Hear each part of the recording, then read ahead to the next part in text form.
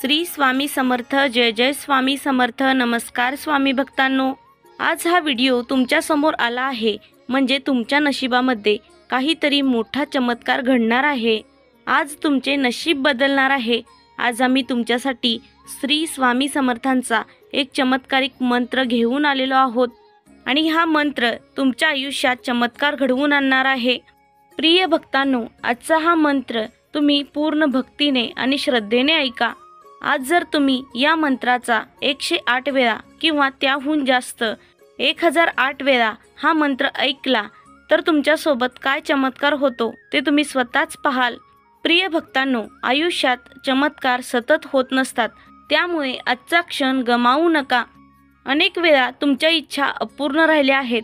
तुमची स्वप्ने तुम्ही पूर्ण करू शकला नाहीत. आत्तापर्यंत ज्या क्षणाची तुम्ही वाट पाहत होता तो क्षण आता आला आहे. आता चमत्काराची सुरुवात होणार आहे. त्यामुळे या चालू क्षणाला, या मंत्राकडे दुर्लक्ष करण्याची चूक करू नका. आता या चालू क्षणाला हा मंत्र ऐकत रहा. या मंत्राचा जप केल्याने तुमच्या भोवती सकारात्मक ऊर्जा प्रवाहित होईल आणि या प्रवाहामुळे तुमच्या आयुष्यात चमत्कार होतील. तुम्हीही सध्या गरिबी भोगत असाल तर, तुमची स्वप्ने पूर्ण होत नसतील तर, हातामध्ये पैसे टिकत नसतील तर, नाईलाजाने कर्जाचे डोंगर वाढत चालले असतील तर, या सर्व समस्यातून आज तुम्हाला सुटका मिळणार आहे. या मंत्राच्या चमत्काराने तुमच्या आयुष्यात सुख, शांती आणि समृद्धीही येईल.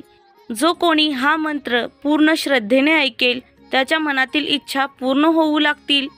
आज हा मंत्र जप करताना जी काही इच्छा तुम्ही मागाल ती स्वामींपर्यंत पोहोचणार आहे आणि अर्थातच आज नाही तर उद्या तुमची इच्छा पूर्ण होणार आहे.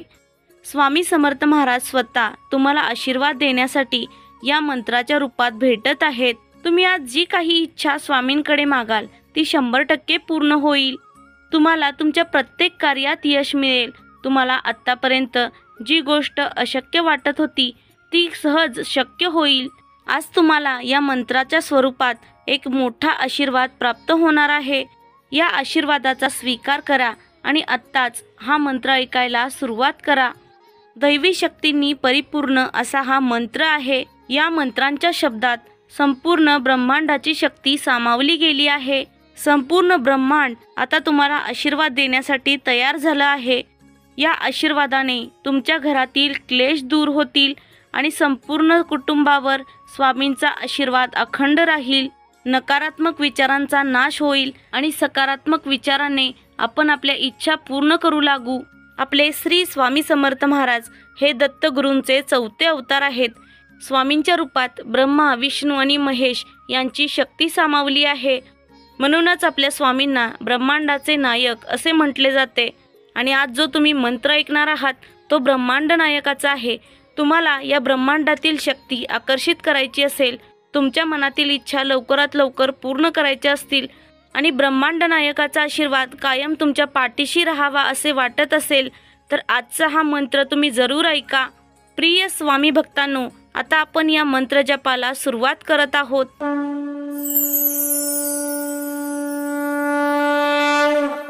ओम श्री ब्रह्मांड नायक दत्तावतारी श्री स्वामी समर्थाय नमः. ओम श्री ब्रह्मांड नायक दत्तावतारी श्री स्वामी समर्थाय नमः. ओम श्री ब्रह्मांड नायक दत्तावतारी श्री स्वामी समर्थाय नमः. ओम श्री ब्रह्मांड नायक दत्तावतारी श्री स्वामी समर्थाय नमः. ओम श्री ब्रह्मांड नायक दत्तावतारी श्री स्वामी समर्थाय नमः. ओम श्री ब्रह्मांड नायक दत्तावतारी श्री स्वामी समर्थाय नमः. ओम श्री ब्रह्मांड नायक दत्तावतारी श्री स्वामी समर्थाय नमः. ओम श्री ब्रह्मांड नायक दत्तावतारी श्री स्वामी समर्थाय नमः. ओम श्री ब्रह्मांड नायक दत्तावतारी श्री स्वामी समर्थाय नमः. ओम श्री ब्रह्मांड नायक दत्तावतारी श्री स्वामी समर्थाय नमः. ओम श्री ब्रह्मांडनायक दत्तावतारी श्री स्वामी समर्थाय नमः। ओम श्री ब्रह्मांडनायक दत्तावतारी श्री स्वामी समर्थाय नमः। ओम श्री ब्रह्मांडनायक दत्तावतारी श्री स्वामी समर्थाय नमः। ओम श्री ब्रह्मांडनायक दत्तावतारी श्री स्वामी समर्थाय नमः। ओम श्री ब्रह्मांडनायक दत्तावतारी श्री स्वामी समर्थाय नमः। ओम श्री ब्रह्मांडनायक दत्तावतारी श्री स्वामी समर्थाय नमः। ओम श्री ब्रह्मांडनायक दत्तावतारी श्री स्वामी समर्थाय नमः। ओम श्री ब्रह्मांडनायक दत्तावतारी श्री स्वामी समर्थाय नमः। ओम श्री ब्रह्मांडनायक दत्तावतारी श्री स्वामी समर्थाय नमः। ओम श्री ब्रह्मांडनायक दत्तावतारी श्री स्वामी समर्थाय नमः। ओम श्री ब्रह्मांडनायक दत्तावतारी श्री स्वामी समर्थाय नमः। ओम श्री ब्रह्मांडनायक दत्तावतारी श्री स्वामी समर्थाय नमः। ओम श्री ब्रह्मांडनायक दत्तावतारी श्री स्वामी समर्थाय नमः। ओम श्री ब्रह्मांडनायक दत्तावतारी श्री स्वामी समर्थाय नमः। ओम श्री ब्रह्मांडनायक दत्तावतारी श्री स्वामी समर्थाय नमः। ओम श्री ब्रह्मांडनायक दत्तावतारी श्री स्वामी समर्थाय नमः। ओम श्री ब्रह्मांडनायक दत्तावतारी श्री स्वामी समर्थाय नमः। ओम श्री ब्रह्मांडनायक दत्तावतारी श्री स्वामी समर्थाय नमः।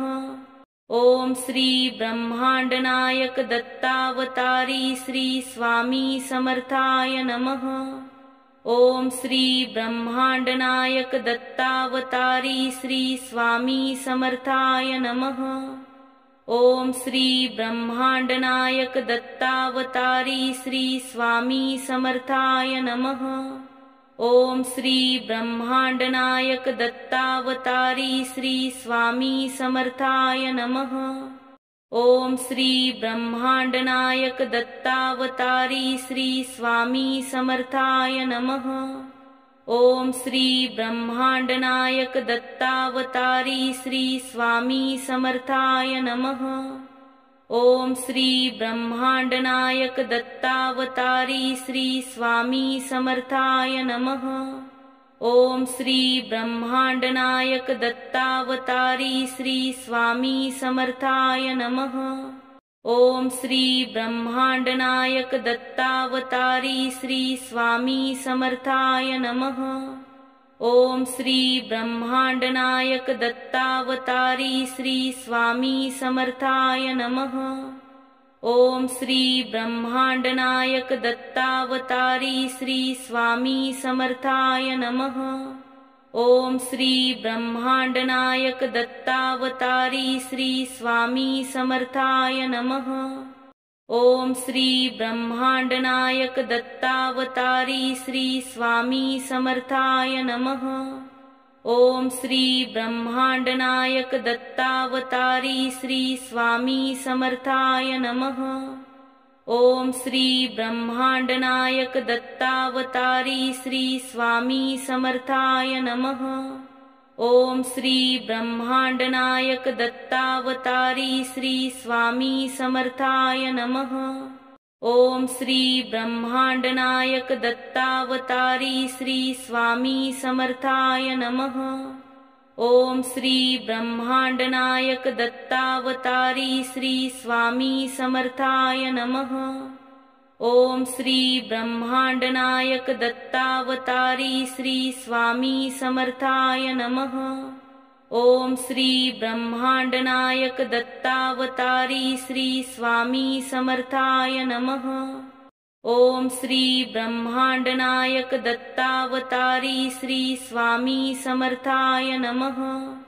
ओम श्री ब्रह्मांडनायक दत्तावतारी श्री स्वामी समर्थाय नमः। ओम श्री ब्रह्मांडनायक दत्तावतारी श्री स्वामी समर्थाय नमः। ओम श्री ब्रह्मांडनायक दत्तावतारी श्री स्वामी समर्थाय नमः।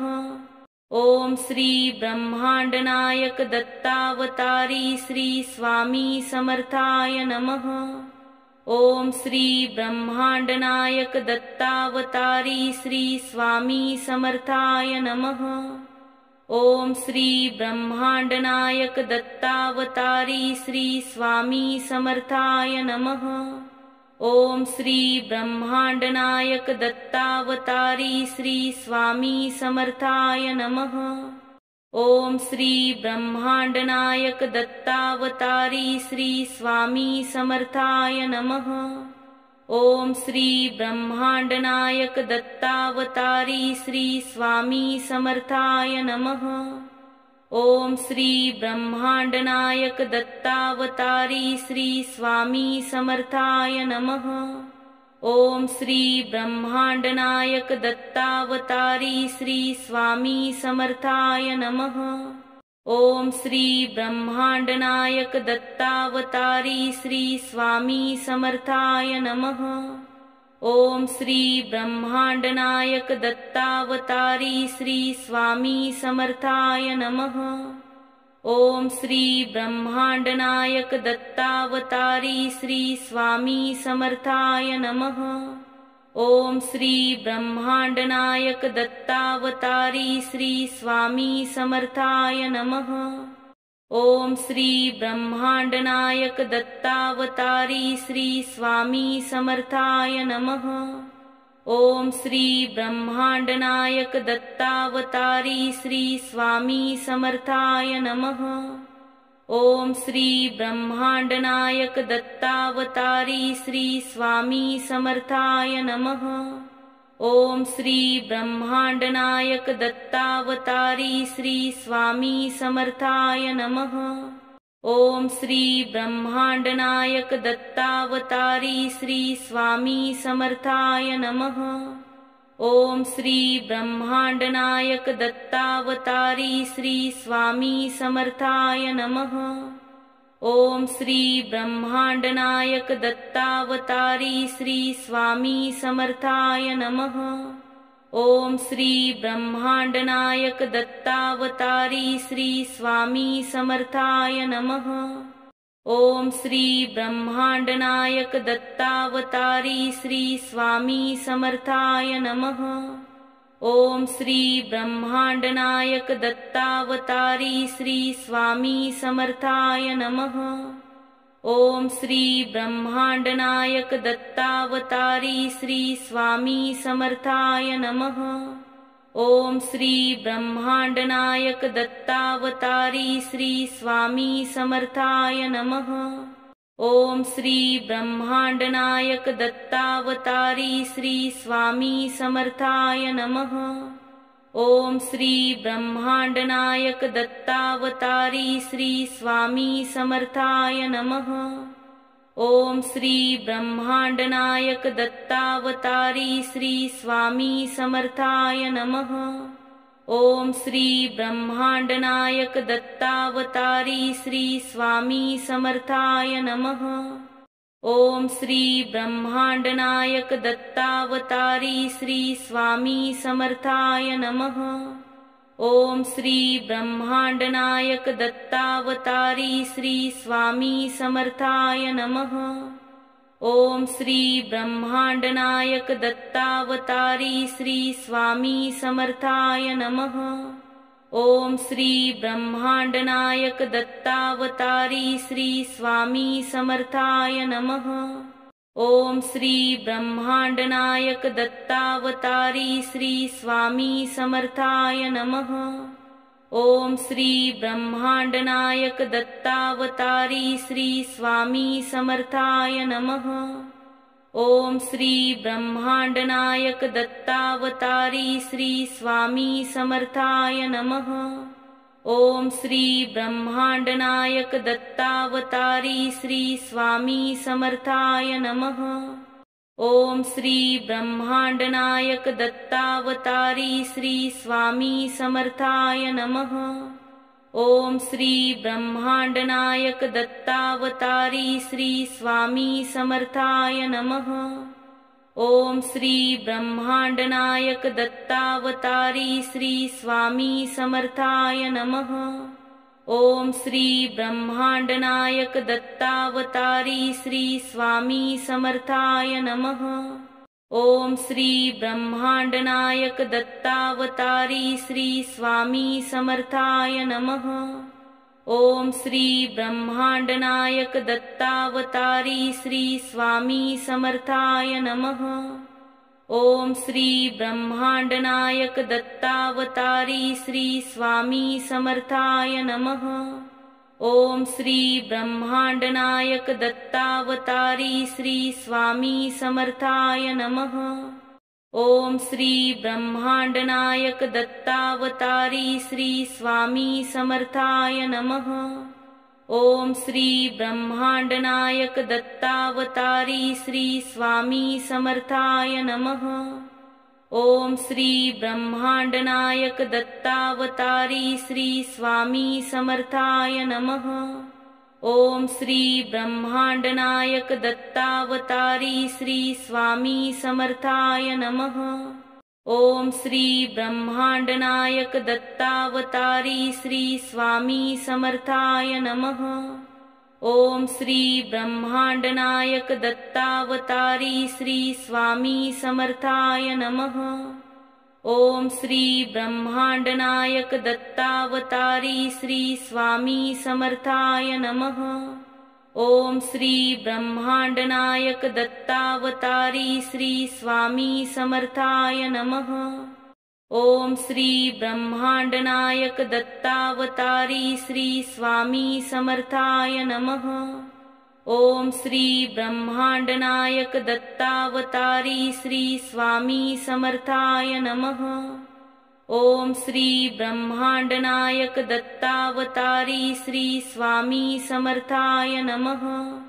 ओम श्री ब्रह्मांडनायक दत्तावतारी श्री स्वामी समर्थाय नमः। ओम श्री ब्रह्मांडनायक दत्तावतारी श्री स्वामी समर्थाय नमः।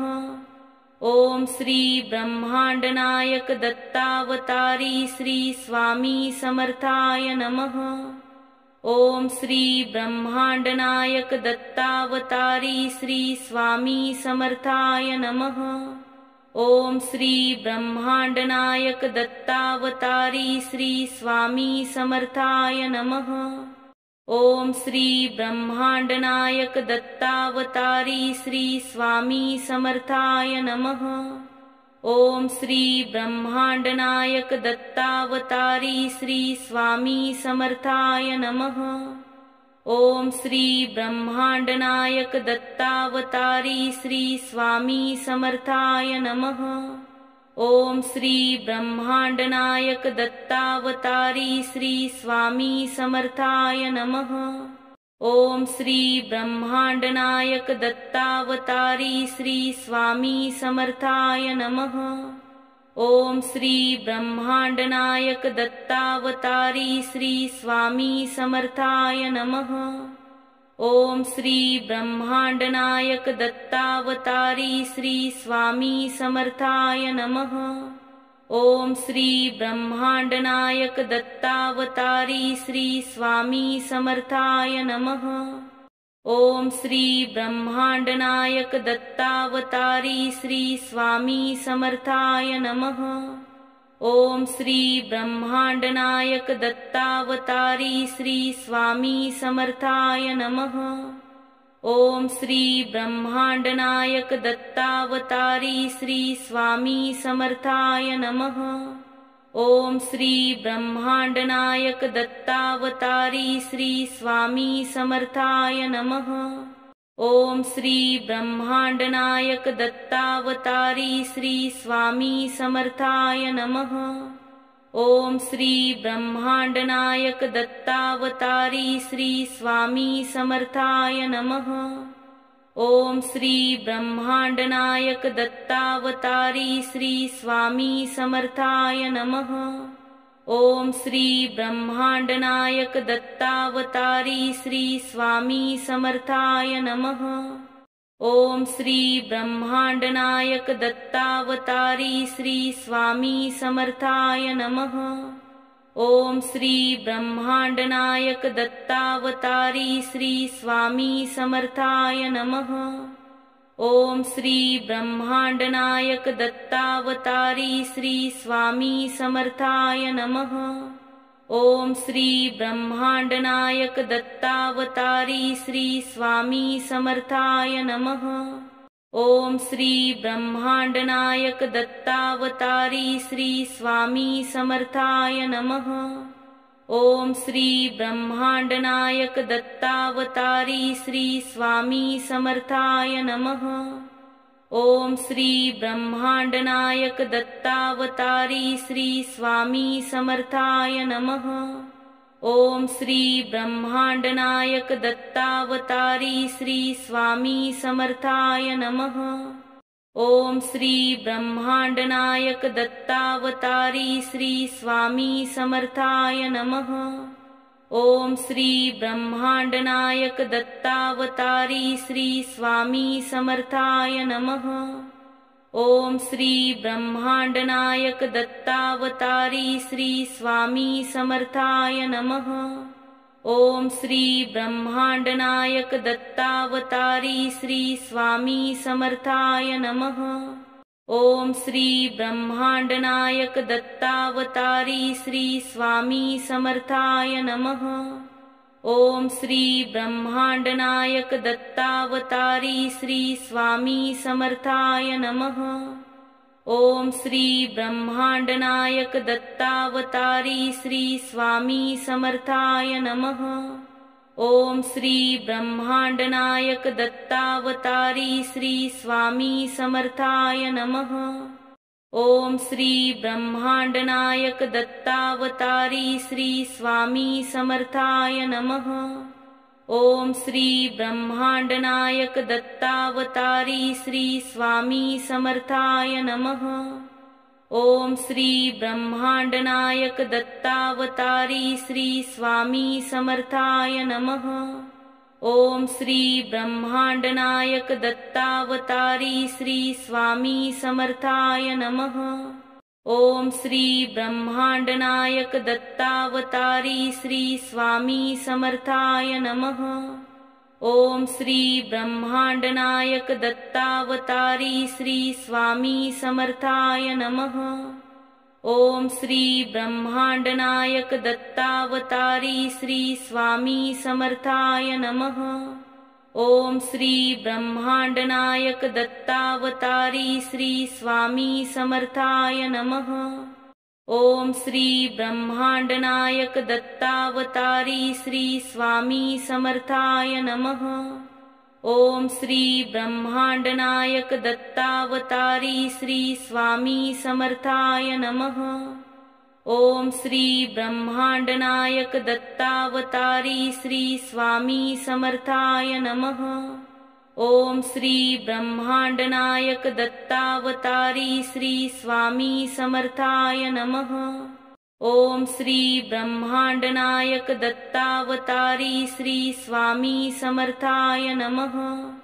ओम श्री ब्रह्मांडनायक दत्तावतारी श्री स्वामी समर्थाय नमः।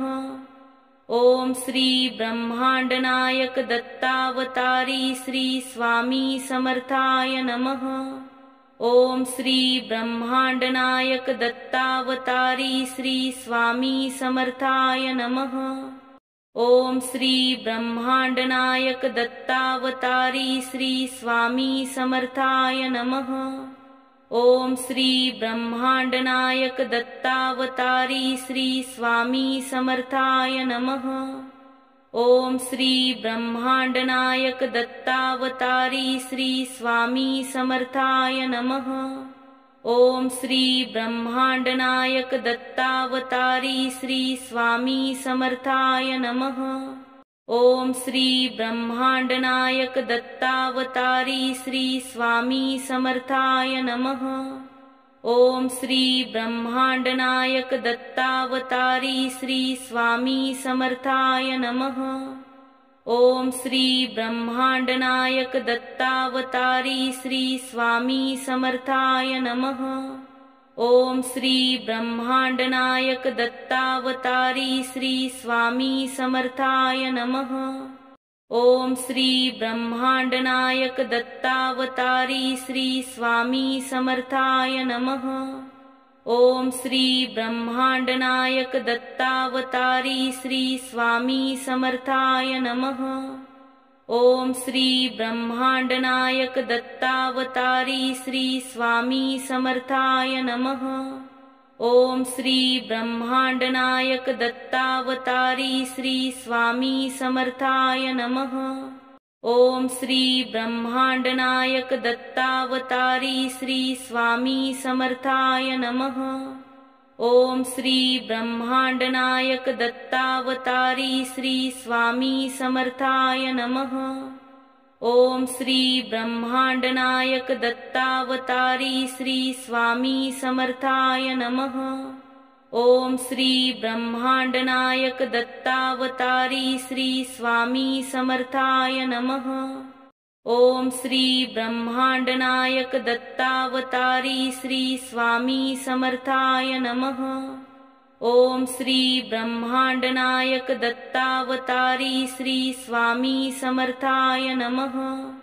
ओम श्री ब्रह्मांडनायक दत्तावतारी श्री स्वामी समर्थाय नमः। ओम श्री ब्रह्मांडनायक दत्तावतारी श्री स्वामी समर्थाय नमः। ओम श्री ब्रह्मांडनायक दत्तावतारी श्री स्वामी समर्थाय नमः।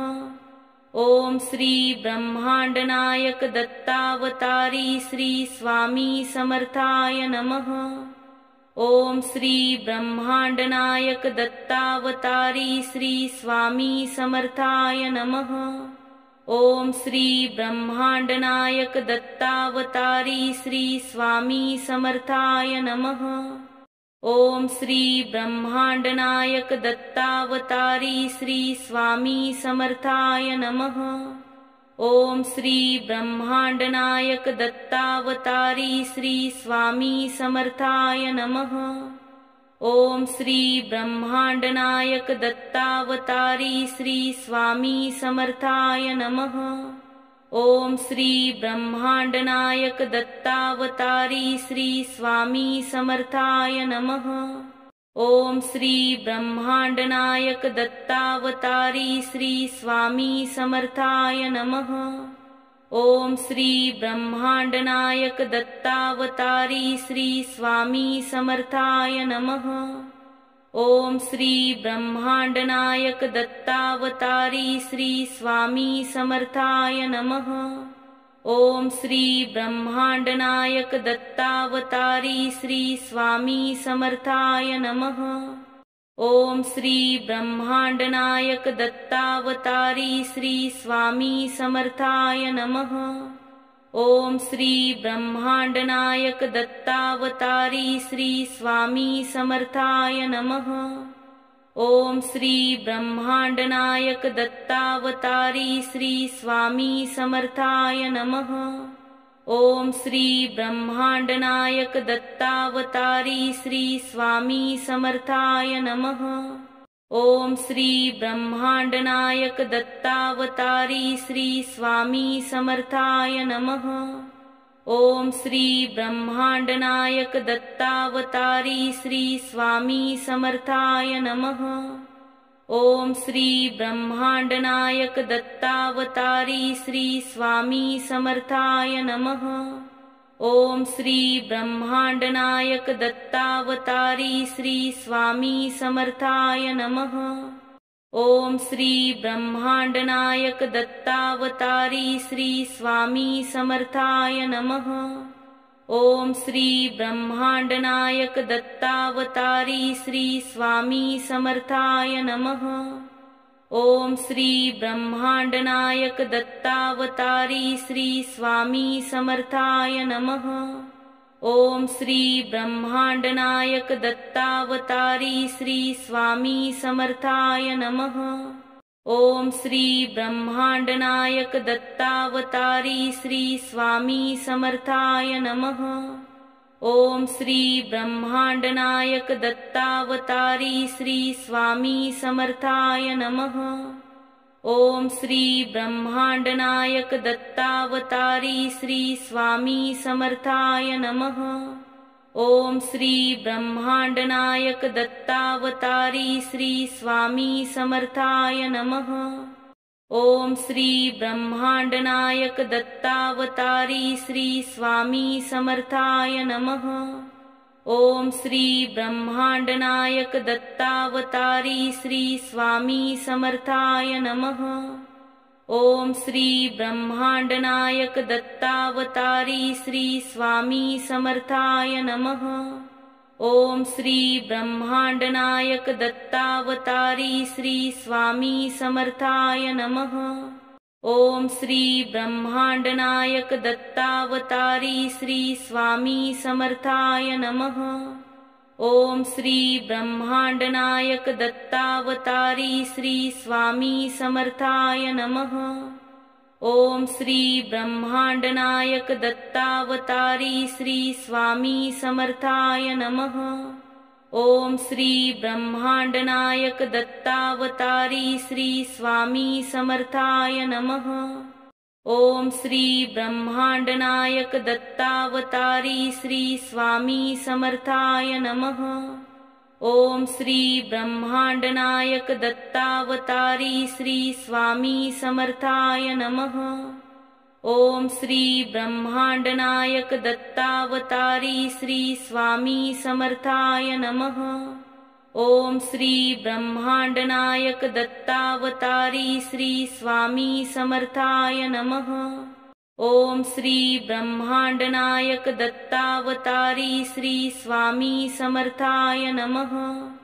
ओम श्री ब्रह्मांडनायक दत्तावतारी श्री स्वामी समर्थाय नमः। ओम श्री ब्रह्मांडनायक दत्तावतारी श्री स्वामी समर्थाय नमः।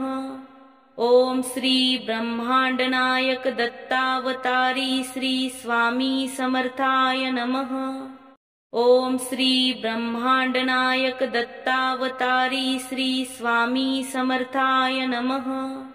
ओम श्री ब्रह्मांडनायक दत्तावतारी श्री स्वामी समर्थाय नमः। ओम श्री ब्रह्मांडनायक दत्तावतारी श्री स्वामी समर्थाय नमः। ओम श्री ब्रह्मांडनायक दत्तावतारी श्री स्वामी समर्थाय नमः। ओम श्री ब्रह्मांडनायक दत्तावतारी श्री स्वामी समर्थाय नमः। ओम श्री ब्रह्मांडनायक दत्तावतारी श्री स्वामी समर्थाय नमः। ओम श्री ब्रह्मांडनायक दत्तावतारी श्री स्वामी समर्थाय नमः। ओम श्री ब्रह्मांडनायक दत्तावतारी श्री स्वामी समर्थाय नमः। ओम श्री ब्रह्मांडनायक दत्तावतारी श्री स्वामी समर्थाय नमः। ओम श्री ब्रह्मांडनायक दत्तावतारी श्री स्वामी समर्थाय नमः। ओम श्री ब्रह्मांडनायक दत्तावतारी श्री स्वामी समर्थाय नमः। ओम श्री ब्रह्मांडनायक दत्तावतारी श्री स्वामी समर्थाय नमः। ओम श्री ब्रह्मांडनायक दत्तावतारी श्री स्वामी समर्थाय नमः। ओम श्री ब्रह्मांडनायक दत्तावतारी श्री स्वामी समर्थाय नमः। ओम श्री ब्रह्मांडनायक दत्तावतारी श्री स्वामी समर्थाय नमः। ओम श्री ब्रह्मांडनायक दत्तावतारी श्री स्वामी समर्थाय नमः। ओम श्री ब्रह्मांडनायक दत्तावतारी श्री स्वामी समर्थाय नमः। ओम श्री ब्रह्मांडनायक दत्तावतारी श्री स्वामी समर्थाय नमः। ओम श्री ब्रह्मांडनायक दत्तावतारी श्री स्वामी समर्थाय नमः। ओम श्री ब्रह्मांडनायक दत्तावतारी श्री स्वामी समर्थाय नमः। ओम श्री ब्रह्मांडनायक दत्तावतारी श्री स्वामी समर्थाय नमः। ओम श्री ब्रह्मांडनायक दत्तावतारी श्री स्वामी समर्थाय नमः। ओम श्री ब्रह्मांडनायक दत्तावतारी श्री स्वामी समर्थाय नमः। ओम श्री ब्रह्मांडनायक दत्तावतारी श्री स्वामी समर्थाय नमः। ओम श्री ब्रह्मांडनायक दत्तावतारी श्री स्वामी समर्थाय नमः। ओम श्री ब्रह्मांडनायक दत्तावतारी श्री स्वामी समर्थाय नमः। ओम श्री ब्रह्मांडनायक दत्तावतारी श्री स्वामी समर्थाय नमः। ओम श्री ब्रह्मांडनायक दत्तावतारी श्री स्वामी समर्थाय नमः। ओम श्री ब्रह्मांडनायक दत्तावतारी श्री स्वामी समर्थाय नमः। ओम श्री ब्रह्मांडनायक दत्तावतारी श्री स्वामी समर्थाय नमः। ओम श्री ब्रह्मांडनायक दत्तावतारी श्री स्वामी समर्थाय नमः। ओम श्री ब्रह्मांडनायक दत्तावतारी श्री स्वामी समर्थाय नमः। ओम श्री ब्रह्मांडनायक दत्तावतारी श्री स्वामी समर्थाय नमः। ओम श्री ब्रह्मांडनायक दत्तावतारी श्री स्वामी समर्थाय नमः। ओम श्री ब्रह्मांडनायक दत्तावतारी श्री स्वामी समर्थाय नमः। ओम श्री ब्रह्मांडनायक दत्तावतारी श्री स्वामी समर्थाय नमः। ओम श्री ब्रह्मांडनायक दत्तावतारी श्री स्वामी समर्थाय नमः। ओम श्री ब्रह्मांडनायक दत्तावतारी श्री स्वामी समर्थाय नमः। ओम श्री ब्रह्मांडनायक दत्तावतारी श्री स्वामी समर्थाय नमः। ओम श्री ब्रह्मांडनायक दत्तावतारी श्री स्वामी समर्थाय नमः। ओम श्री ब्रह्मांडनायक दत्तावतारी श्री स्वामी समर्थाय नमः। ओम श्री ब्रह्मांडनायक दत्तावतारी श्री स्वामी समर्थाय नमः। ओम श्री ब्रह्मांडनायक दत्तावतारी श्री स्वामी समर्थाय नमः। ओम श्री ब्रह्मांडनायक दत्तावतारी श्री स्वामी समर्थाय नमः। ओम श्री ब्रह्मांडनायक दत्तावतारी श्री स्वामी समर्थाय नमः। ओम श्री ब्रह्मांडनायक दत्तावतारी श्री स्वामी समर्थाय नमः। ओम श्री ब्रह्मांडनायक दत्तावतारी श्री स्वामी समर्थाय नमः। ओम श्री ब्रह्मांडनायक दत्तावतारी श्री स्वामी समर्थाय नमः।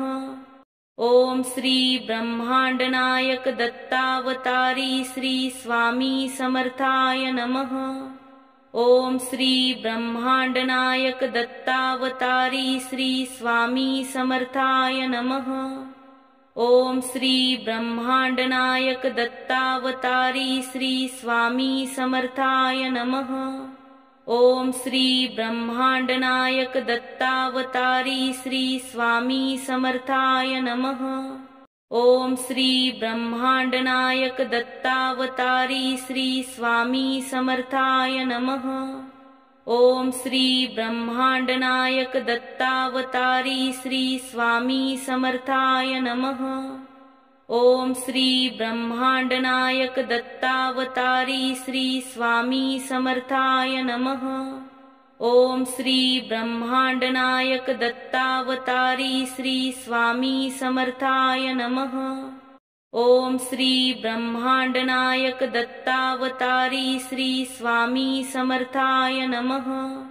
ओम श्री ब्रह्मांडनायक दत्तावतारी श्री स्वामी समर्थाय नमः। ओम श्री ब्रह्मांडनायक दत्तावतारी श्री स्वामी समर्थाय नमः। ओम श्री ब्रह्मांडनायक दत्तावतारी श्री स्वामी समर्थाय नमः। ओम श्री ब्रह्मांडनायक दत्तावतारी श्री स्वामी समर्थाय नमः। ओम श्री ब्रह्मांडनायक दत्तावतारी श्री स्वामी समर्थाय नमः। ओम श्री ब्रह्मांडनायक दत्तावतारी श्री स्वामी समर्थाय नमः। ओम श्री ब्रह्मांडनायक दत्तावतारी श्री स्वामी समर्थाय नमः। ओम श्री ब्रह्मांडनायक दत्तावतारी श्री स्वामी समर्थाय नमः। ओम श्री ब्रह्मांडनायक दत्तावतारी श्री स्वामी समर्थाय नमः। ओम श्री ब्रह्मांडनायक दत्तावतारी श्री स्वामी समर्थाय नमः। ओम श्री ब्रह्मांडनायक दत्तावतारी श्री स्वामी समर्थाय नमः। ओम श्री ब्रह्मांडनायक दत्तावतारी श्री स्वामी समर्थाय नमः। ओम श्री ब्रह्मांडनायक दत्तावतारी श्री स्वामी समर्थाय नमः। ओम श्री ब्रह्मांडनायक दत्तावतारी श्री स्वामी समर्थाय नमः। ओम श्री ब्रह्मांडनायक दत्तावतारी श्री स्वामी समर्थाय नमः। ओम श्री ब्रह्मांडनायक दत्तावतारी श्री स्वामी समर्थाय नमः। ओम श्री ब्रह्मांडनायक दत्तावतारी श्री स्वामी समर्थाय नमः। ओम श्री ब्रह्मांडनायक दत्तावतारी श्री स्वामी समर्थाय नमः। ओम श्री ब्रह्मांडनायक दत्तावतारी श्री स्वामी समर्थाय नमः। ओम श्री ब्रह्मांडनायक दत्तावतारी श्री स्वामी समर्थाय नमः। ओम श्री ब्रह्मांडनायक दत्तावतारी श्री स्वामी समर्थाय नमः। ओम श्री ब्रह्मांडनायक दत्तावतारी श्री स्वामी समर्थाय नमः। ओम श्री ब्रह्मांडनायक दत्तावतारी श्री स्वामी समर्थाय नमः। ओम श्री ब्रह्मांडनायक दत्तावतारी श्री स्वामी समर्थाय नमः। ओम श्री ब्रह्मांडनायक दत्तावतारी श्री स्वामी समर्थाय नमः।